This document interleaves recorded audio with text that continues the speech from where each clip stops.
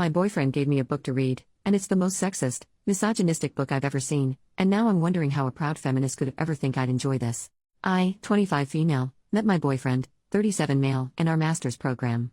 We became friends over this past year, and started dating and becoming serious shortly before I left the state for a summer internship. He gifted me a book to read, saying it was one he liked. It's A Spell for Chameleon by Piers Anthony, a fantasy novel written several decades ago.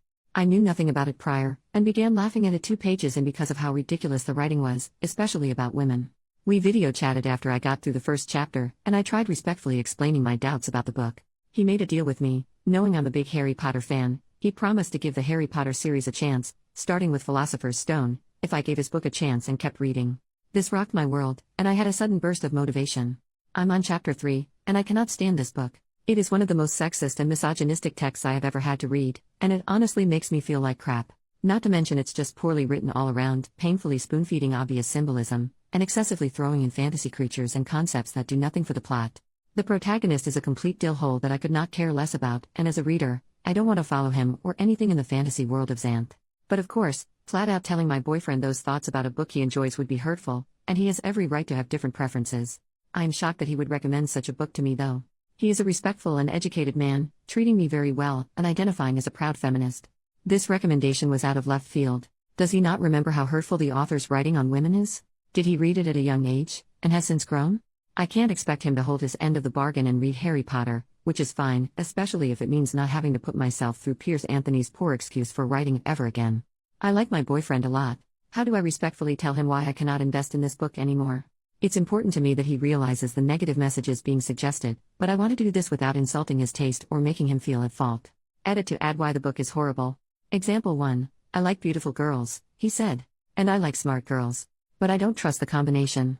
I'd settle for an ordinary girl, except she'd get dull after a while. Sometimes I want to talk with someone intelligent, and sometimes I want to, he broke off. Her mind was like that of a child, it wasn't really right to impose such concepts on her. Example 2. That's the point, he said. I like variety. I would have trouble living with a stupid girl all the time, but you aren't stupid all the time. Ugliness is no good for all the time, but you aren't ugly all the time either. You are variety.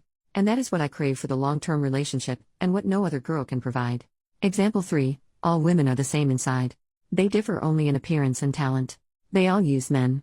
Example 4. That whole rope trial in chapter 3. Example 5. Other girls manage to enhance their appearance by cosmetics or padding or specialized spells, but besides Sabrina all other females look somewhat artificial. She was no enemy. This was the PG. 2 example I mentioned. Example 6, there was much more of her he longed to see, and to touch, but that could come only after marriage. She was that sort of girl, and it was part of her appeal.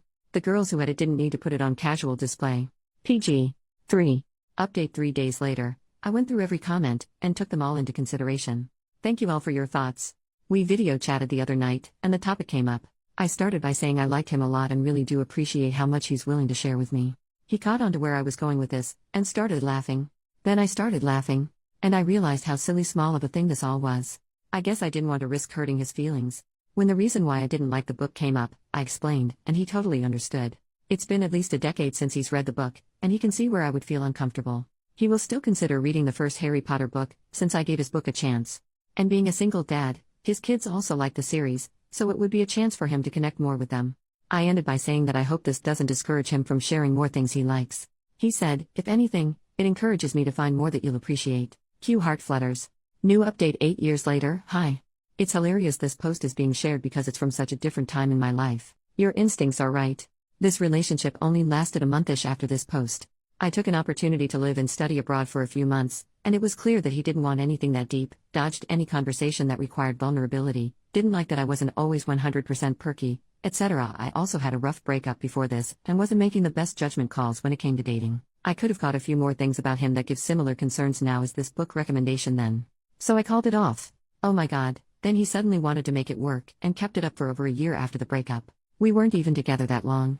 He would text me as if we never ended, and I would shut it down. He eventually stopped, but I still get occasional notifications on LinkedIn that he viewed my profile. I'm now happily married to someone my age. Not knocking appropriate relationships with age gap, I'm good friends with a couple who are 12 years apart, but I dodged a bullet, folks. Thanks for giving me a good laugh with this flashback.